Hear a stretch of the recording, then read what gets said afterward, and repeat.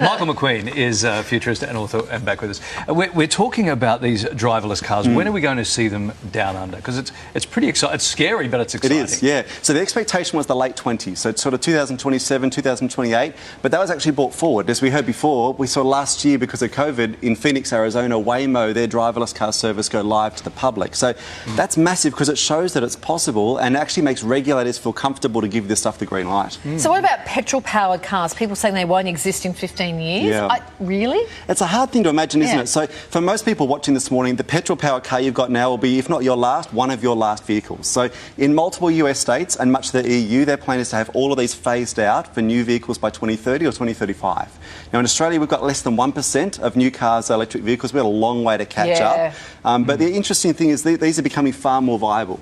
And what about things like motorbikes and boats and those sort of other things that use fuel? Yeah, electric boats are actually really exciting. Some of the technology happening in that space is really cool. From an environmental perspective, it's huge. Yeah. So a number of areas where we're seeing electric vehicles really take off. And in fact, Joe Biden, one of his big infrastructure announcements was to put a network of charging points right around the US. So they're really going to ramp this up over the next few years. Because that's it. When we think about electric cars these days, it's like, oh, where are we going to plug them in? There's not enough spot. I mean, that's something we have to overcome here in Australia. It is, and they're even trialling roads that will charge the car as you drive along because it's got copper coil in the road surface. So that's another game changer. Oh, Elon.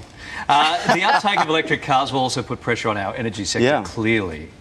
Well, yeah, the oil companies are factoring 1 to 2% decline in petrol use every year in the medium term. So you look at Shell, for instance, they've planned to reduce gasoline and diesel production by 55% between now and 2030, and they're also building a network of 500,000 EV charging points. So when you've got a petrol company doing that, you know that this is a technology that's going to take off. Tell us about this move also towards like a subscription style car service. So we have Netflix for our TV and you subscribe to it.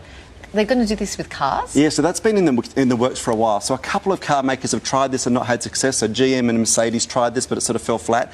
Toyota is about to launch a service called Kinto, and that's the one to watch. And this will be where you'll have access to a vehicle and a subscription model rather than ever owning the car. We saw in September last year AGL, the electrical provider, come to market with a car subscription service for an electric vehicle. So you pay a fixed fee per month and you get a car to use whenever you like. So this is called mobility as a service, is the name of the trend, and it could be a really big one. And is it your car or is it parked, 800 metres away in the designated zone? You hold on to it. You hold on to it as long as you pay the subscription. Oh, wow. Oh, okay. That's good. Mind you, I find it hard to get my head around the remote control for the, all the things. You won't need it. It's driverless, it's fine. What about things, so I guess that means things like insurance and parking and maintenance. They build that into your subscription costs. That's kind of cool. Which is great. So like the AGL one, for instance, about $1,200 a month, and that covers insurance, maintenance, registration, and it also covers the installation of a charging point in your garage. So that's a really interesting model, the first of its kind in the world, but those sort of subscription models quite likely will be the way of the future in about 15 years' time. You were doing the math, weren't you, saying $1,200 a month? That means I could get like a $12,000 car every year. Yeah, well, I'm thinking, how much Opal card can I get? Now, before we let you go, flying cars. Hollywood's been promising me this for ages. I know. It's like the Jetsons sort of stuff, isn't it? So, I mean, Uber are making some big predictions about this. They wanted to start testing this in Australia next year. Uber Air was their platform.